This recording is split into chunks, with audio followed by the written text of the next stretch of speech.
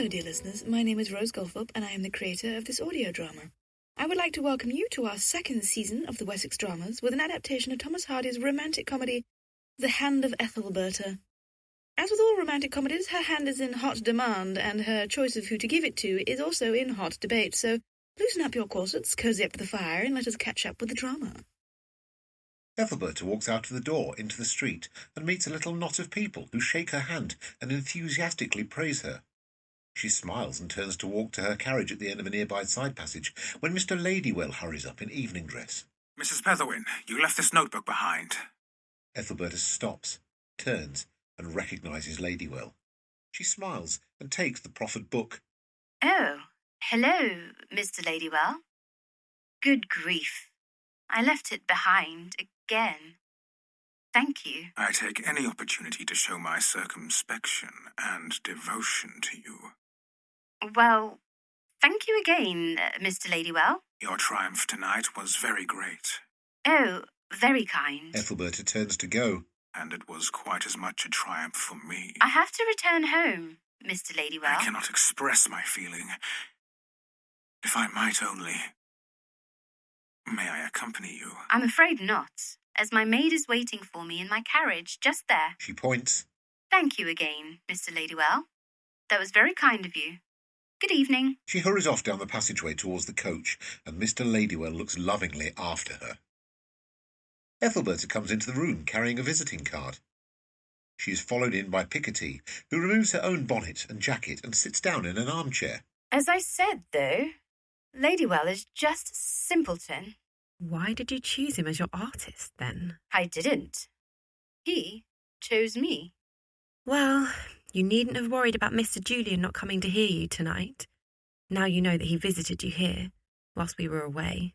Ethelberta goes over to the desk, removes her hat and jacket, sits down, and picks up some paper and a pen. Ha! Well, now I'm going to punish him for staying away for so long. Picotee looks up in surprise. But I thought that honesty was the best policy. Is it as bad to show constancy in one's manners as fickleness in one's heart at such times as these? She starts to write. I'm going to ask him not to visit in future, as people are talking about us. But they're not talking about you. Ethelberta raises her eyebrows superiorly. So? Shh. She continues writing, whilst Picotee sighs and pokes the fire. Of course. He's so far gone in love with me that I suspect that he will come, after all. I don't think that he will, Berta. Oh, he will. Men just need a little taming. Ethelberta comes in at the front door, which is opened by Joey. She is taking off her gloves. Picotee is coming down the stairs. Ethelberta raises a brow at her, but Picotee shakes her head. Ethelberta carelessly shrugs. Ethelberta is talking with Gwendolen and Cornelia in the kitchen, and they are showing her their latest red petticoats. The front doorbell goes, and Ethelberta looks up and listens. Joey appears at the top of the kitchen stairs and shakes his head. Ethelberta looks away, irritatedly. Ethelberta and Picotee are eating their salad when the door rings and Joey comes in shortly after. He shakes his head. Ethelberta looks a bit upset. Ethelberta comes in the door with Picotee, and Joey is there just closing the door behind them. Joey crosses his eyes, gurns, and elaborately shakes his head slowly. Ethelberta scowls, lightly boxes his ear, and walks off up the stairs, followed by Picotee, who silently admonishes Joey for his cheek. Joey then drags himself in a ridiculous mime play across the hallway, still gurning with his arms dangling in a display of utter depression. Picotee, seeing him, suppresses a titter and looks to check that Ethelberta didn't see. Ethelberta is lying down on the sofa, and Picotee is reading by the fire. Joey comes in. Mr. Julian is downstairs, and be wanting for to see you, Berta. Ethelberta sits up. He wants to see me? Aye, that's what he said. Ethelberta tuts and rolls her eyes. Picotee, in 10 minutes, go down and say I'm asleep. But if upon inquiring, he seems particularly urgent, you have my permission to admit that I may be able to rise. How will I know if he's enough worried, Berta? Listen, silly. She goes on to outline the behaviours of men to Picotee, who seems rather reluctant to go and keeps asking questions. The evening wears on, and it starts to go dark. Picotee eventually nods in agreement and slowly and reluctantly goes out. Joey shrugs and slowly follows her in reluctant dumb show. Christopher has fallen asleep in the final embers of the fire. There are no candles.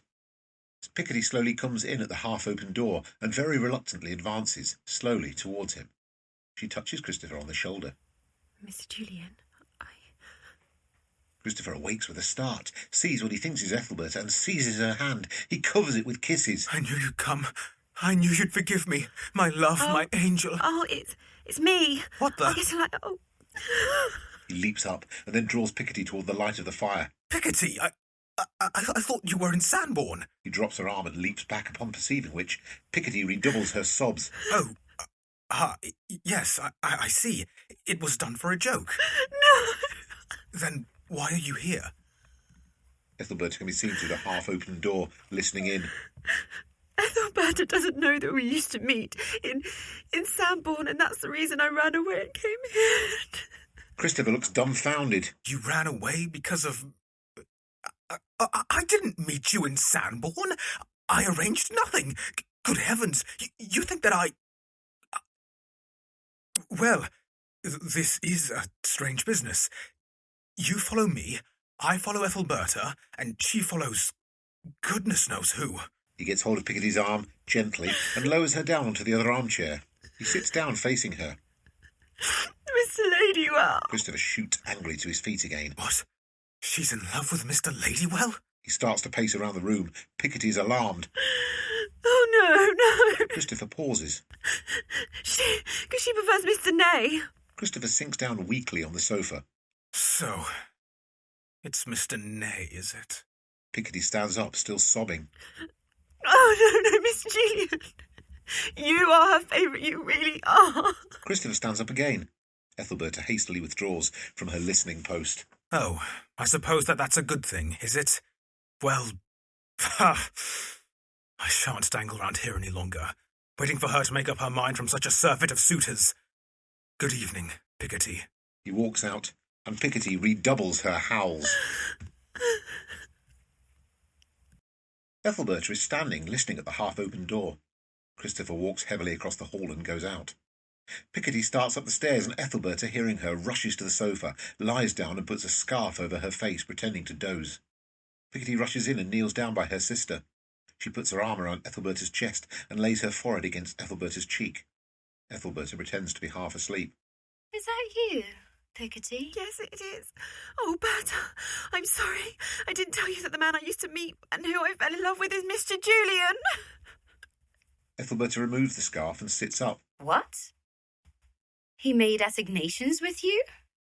Picotee slumps with her face half sideways on in Ethelberta's lap. I should have told you a long time ago, but he was your young man, and then I didn't know what to do, and that's why I came back from Sanborn, and I'm so sorry. He didn't meet me. It was just that we always passed on our way to work, and then... Ethelberta puts her fingers under Picotee's chin and lifts her head up. Silly Pixie. Chasing a young man to London. You'll turn his head. Still, it'll probably all end happily for you and him. Who knows? Ethelberta smiles. Picotee stops crying and sits up. What? Then you don't want him, Berta? Oh, no. Not at all. I would much rather he paid his addresses to you. That's my problem. He kissed my hand in the dark because he thought it was yours. Ethelberta gets up and goes to the mirror to adjust her hair. My dear, men speak of the fickleness of women when they themselves are as reeds in the wind. She today, her tomorrow. Now, run along and ask Gwendolen if she managed to get that turkey. Picotee scrambles to her feet and hugs Ethelberta. Oh, thank you, Berta. Thank you. You're sure? Of course I don't want him, silly. Picotee smiles and runs out, and Ethelberta plonks down on the sofa and idly flaps her hand, swishing her scarf from side to side. She sighs a bit sadly and looks blankly around the room. Ethelberta is sorting out and writing bills at her desk. Picotee comes in carelessly and sits down in an armchair. Ethelberta doesn't react. Berta, I really think that you don't know I'm in the room. Ethelberta looks up. What? Oh, hello, Pixie. Sorry. I was trying to pay these bills. There are so many of them. Well, there are so many of us. Yes, but I really begin to think that I can't pay them all with only my earnings as a storyteller. People like you. I'm sure they'll keep coming. Yes, but Marlborough Hall was half empty the other night, and I don't have that many forward bookings now. Don't worry, Berta. Mother and I can take in sewing, and you can do translations. Ethelberta gets up and walks about, stretching her arms. Bless you, child. That won't pay this rent of £200 a year. Never mind everything else. I thought you inherited this house. Good grief, no. Mrs. Petherwin only left me the remainder of the lease for another couple of years. As you know, she left her money to her second cousin after hearing of my writing poetry. I shall just have to do what women usually do, and marry. Who? Mr. Ladywell? Oh, no. Far too young, and rather uncertain earnings as well. No, I shall just have to look about me. I dragged Mother and the children away from their comfortable and certain shelter, all the way to London, so it must be me that does something about it. Having put my hand to the plough, how shall I turn back? Picotee stands up, while Ethelberta returns to her desk. I see it. So, as you mean to marry high, you will have to marry before this house is lost. Well, before my earnings give out entirely. Papa's earnings as a butler are certainly not enough for living here in London. I'll go down to the kitchen and ask Gwenny if she has any ideas. Picotee goes out, and Ethelberta fondly smiles at her back. Ethelberta and Picotee are walking along a path. Picotee stops to pat a lady's dog, and Ethelberta walks on. Upon rounding a corner, Ethelberta almost bumps into Christopher. They smile, shake hands, and say hello. I received your letter, Ethelberta, and was just coming to say I accept the breaking off that you proposed. It seems that I am likely to be offered the post of organist at Milchester, and am not in a financial position to say no. Oh, I'm so glad that you'll have a steady income then, Christopher. Well, steady, but small. You're right, though. I have no right to ask you to be my betrothed without having the near prospect of making you my wife. It is unspeakably generous of you to put it before me so nicely, Christopher. I think infinitely more of you for being so unreserved. I hoped that you would see the sense in what I wrote. You will? I mean, we must keep in touch, however, Mr. Julian. When do you leave London? Picotee catches them up and smiles at Christopher. I hardly know. I suppose that I shall not call here again. Christopher leans and kisses her on the cheek. Ethelberta gets hold of Picotee around the waist. Kiss her, too. She's my sister, and I am yours, too. Christopher kisses Picotee's cheek and turns to go. Ethelberta calls after him. I think that Picotee might correspond with Faith. Don't you think, Mr. Julian? My sister would much like to do so, I'm sure. He nods a bit overcome and hurries away. Ethelberta sighs, and the two sisters continue with their walk. Will you miss him terribly, Ethelberta? Yes, I will. But not as much as I should have hated having to run a failing music shop while having 15 babies and running the house for them all, single-handedly. Picotee sighs and gives a small smile wistfully at the dream. You might have enjoyed it. I want to write plays and poetry, not spend my days as a skivvy. I wouldn't have had a single moment to write, a single word. What would have been the purpose of all my education? Picotee nods qualifiedly. True. They walk on.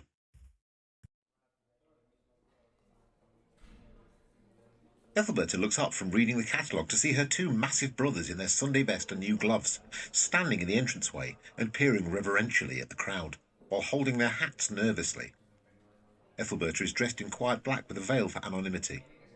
Ethelberta hurries towards them, tells them to put their hats back on, which they do, and whispers to them. Now, Sol and Dan, we are going to continue with your arts education. And when you see a little painting which may or may not look like me, you are not to exclaim out loud anything about it. Do you hear? Yes, Berta. Ethelberta takes them around the room, reading from the catalogue and pointing at the various pictures. They then arrive at Ladywell's portrait of Ethelberta, which has a small knot of people before it. As the boys gawp and Ethelberta judges the picture, Ethelberta then overhears two youngish gentlemen talking nearby in a small crowd. You know whose face this is? Well, Mrs. Nye, as will be. He said to me when we were last in conversation, I mean to marry that woman. Just like that. I mean to marry her. The other man smiles broadly. Ethelberta sidles furiously away, with the boys following her. She heads out of the gallery. She speaks quietly to herself. Ha! Means to marry me, does he? Sol and Dan follow her out.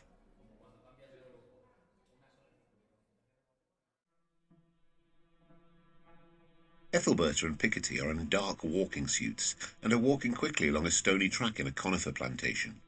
It is early-ish in the morning and quite grey and depressing. Why are we here, Berta? Ethelberta shrugs. I hardly know. They hear a sudden, doleful, multi-tongued howl, and Picotee clutches her sister, who keeps walking. They come out at a big field enclosure, containing lots of starved-looking horses with a ramshackle barn at one end. There is a large pool at the far side and a cleared area next to it. They walk around the enclosure, keeping away from the barn. Why are there all these old starved horses here, Berta? These unfortunate, wretched creatures here are to feed the hounds in that barn there. Oh, poor thing. Picotee shivers. They arrive near the pool and stand looking at the big, cleared area. It looks like someone was thinking of building a house. And what a forsaken place to build it in. She looks around at the desolate area, the mist curling off the pool and a big pile of dirty rags and rotten hay bales nearby. She shakes her head and turns back. Let's go back. Picotee hurries after her. As they arrive back near the track entrance, they meet a labourer with his barrow. Excuse me, my man. Do you know the owner of this property, please? The man stands up and tugs on his cap. Oh, that'd be Mr. Nay, from a family who made a fortune from the knackers and tanning business. Ethelberta gestures to a big cleared area beyond the pool. Is a house going up there, then? Oh, that Mr. Nay, he had the place cleared and called Fairfield Park. But then, he says, I don't want a wife, so why would I want an house to put her in? Indeed. Yes, he's a terrible hater of women, I hear, particularly them of the lower classes. Anyway, he now rents the land to a brother of Lord Montclair's. Ethelberta nods in dismissal and hands the man a small coin. Lord Mountclair's? Thank you. Thank you. The man tugs his cap again and resumes his barrowing. The ladies hurry on down the conifer-lined track again. Joey opens the door upon Ethelberta, who is sitting reading. Mr. Nay, madam. He makes secret, round eyes, and Ethelberta annoyedly looks quickly away from him to Mr. Nay, who comes into the room carrying his hat. Joey slowly closes this door whilst boggling his eyes, and Ethelberta tries not to show her annoyance while she stands up and greets Nay. She then sits back down on her armchair, indicating for him to sit, but Nay shakes his head impatiently and remains standing. He starts to pace. I have been meaning to write a line to you, Mrs. Petherwin. Ethelberta, I'm not bright at a letter. Never was. Oh, it's just... Look, will you give me hope that I may be not entirely unacceptable to you as a husband? Just say yes and settle it now. Oh, but I wasn't expecting... I mean that I can't say what you wish, and... Perhaps I have been too sudden and too presumptuous. It's not that. It's just that there can be no question of marriage between us. My affairs are too intricate and unpleasant for me to explain to anyone. No worries there. All business affairs can be sorted with the lawyer fellows. All you need to say is just 2 words. I will. I'm sorry to pain you, Mr. Nay, but... Nay stops pacing and fixes her with a stare. I might have expected your interest to be fixed in another quarter, were it not for the fact of your showing particular interest in me in the first place. Particular interest? Well, I wish Fairfield had been in a bit more of a tidy state, but there you are. If one visits unannounced, one must, I suppose, take pot luck. Oh, yes, I did, walk round the other day. Right. You took an interest. He plonks himself down, smugly nodding on the sofa near to Ethelberta's armchair. Ethelberta, stung, shoots to her feet. But, it's only reasonable that a woman should want to see a bit of the property of the man who has been hooting it around London that he intends to marry her. Nay looks a bit shamed. Oh, well, I did say that, but it's true.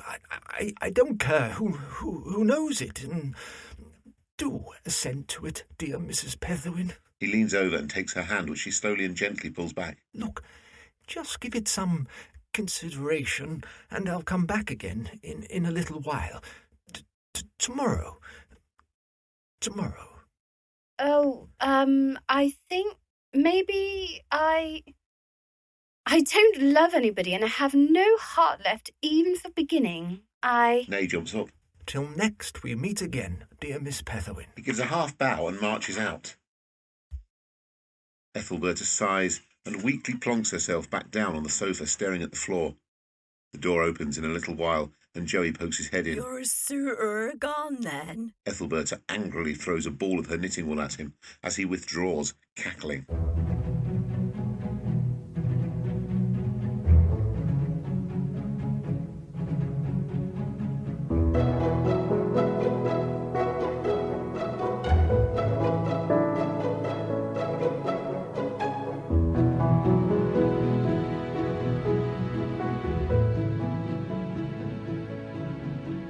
That was an episode of The Hand of Ethelberta. We would like to thank our miraculous editor, David Harris, and our dashing composer, James Cox. And of course, we would like to thank our entrancing cast. Matthew Libri, Alex Davenport, Carl Wharton, David Mellor, Marion Chase, Mike Keane, James Makepeace, Glenn Hanna, Lucy Kennedy, Stephan, Catherine McCoolgan, Stephen Dean, Jenny Dyer, Caroline Joy, Thomas Purchas Rathbone, Jenny Bowden, Victoria Knowles, Mac Maguire, and Nathan Walker. And last but not least, thank you to you too, dear listeners, without whom this would not be possible.